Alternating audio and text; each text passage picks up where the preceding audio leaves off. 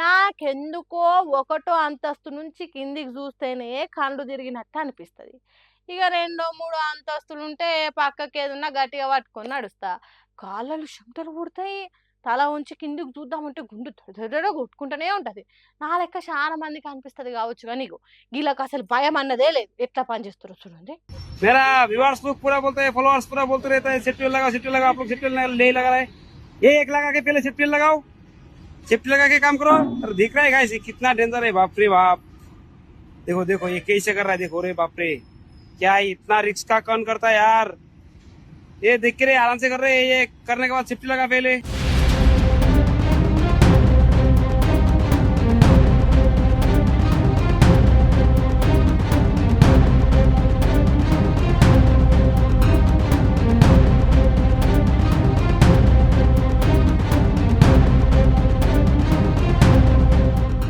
చూస్తుంటే అరికాల చెమటలు పడుతున్నాయి కదా, ఎప్పుడు కింద పడతారో అన్నట్టే భయంగా ఉన్నది కదా. ఏదో హాలీవుడ్ సినిమాలల్లా టెన్షన్ పెట్టిచ్చే సీన్లు చూసినట్టు, ఒళ్ళు గగ్గురు పొడిచే గ్రాఫిక్ డిజైన్లు కండ్ల ముంగట్నే కదులుతున్నట్టున్నది కదా. హైదరాబాద్లో ఉన్న సంతోష్ నగర్లో స్టీల్ బ్రిడ్జ్ కడుతున్న తీరిది. పానాలతో చెలగాట మాడుతున్నారు. సరే భయం లేనోడు బజార్లో గుడ్డు పెట్టినట్టు చేస్తే ఏవాని ఒక్కనికే ప్రమాదం అనుకుంటే అట్లా లేదు కదా కథ. పైన పని నడుస్తుంటే కింద కార్లు బస్సులు బండ్లు రియ్యిన స్పీడ్ ఉరుకుతున్నాయి. ఇంచు మందం ఏ కొద్దిగా మిస్టేక్ జరిగినా పైన పని చేస్తున్న వాళ్ళు పండు రాలినట్టు కింద రోడ్డు మీద పడి రాలుడే కాదు, వచ్చిపోయే వాహనాల మీద పడి మందిని తునుకలు చేస్తారు. చూడండి ఒక్కనికి సేఫ్టీ లేదు.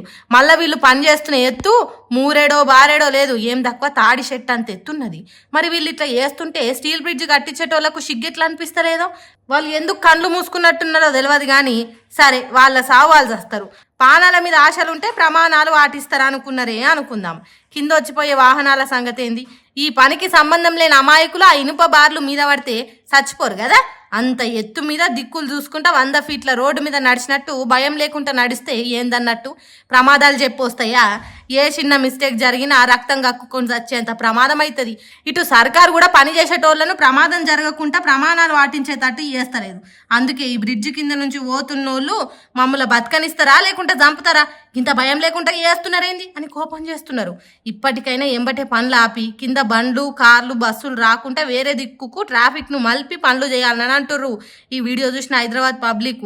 అబ్బో ఒకవేళ మీరు సంతోష్ నగర్ చెంచల్ కూడా స్టీల్ బ్రిడ్జ్ దిక్కు ఏమన్నా పని ఉంటే వాయిదా వేసుకోండి, లేకుంటే ప్రమాదాన్ని సంకల పెట్టుకొని తిరిగినట్టే అవుతుంది.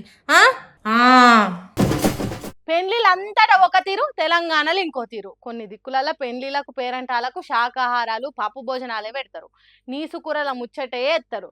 కానీ తెలంగాణలో అలాగుంటది, నీసు కౌసు లేకుంటే కక్క ముక్క లేకుండా ఉండనే ఉండదు. అయితే ఇప్పుడు ఏమంటావంటారా, ఆగో కొత్త పెళ్లి పిల్లగాడు వస్తున్నారు, అక్కడేదో పెళ్లి భోజనాలు పెడుతున్నారు, పోయి తినొద్దాం పాన్రి. లగ్గం నాగబెల్లి అయినాక మరు పెళ్లికి పిల్లగానోళ్ళ ఇంటికి పిల్లగాడు పోవాలి కదా.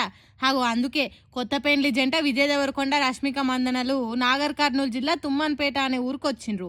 ఇవాళ కూరోళ్ళు చుట్టాలు పక్కాలు స్వాగతం పలికిండ్రు కదా అంటే అబ్బో డప్పులు దరువులు ఎగురుడు దుంకుడ్లతోని సంబరంగా తోలుకొని వచ్చిండ్రు. ఈ నడమనే కొత్తిల్లు కట్టిండ్రు కావచ్చు, పాలు వంగిచ్చే కార్యం చేసిండ్రు. ఇక తర్వాత సత్యనారాయణ స్వామి వ్రతం చేసిండ్రు.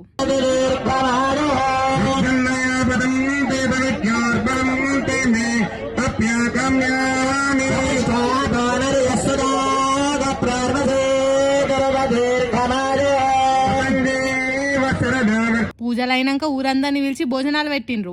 కమ్మటి తిండి తినుకుంటే ఈ పెద్ద మనిషి ఏమంటున్నాడో ఒకసారి నుండి.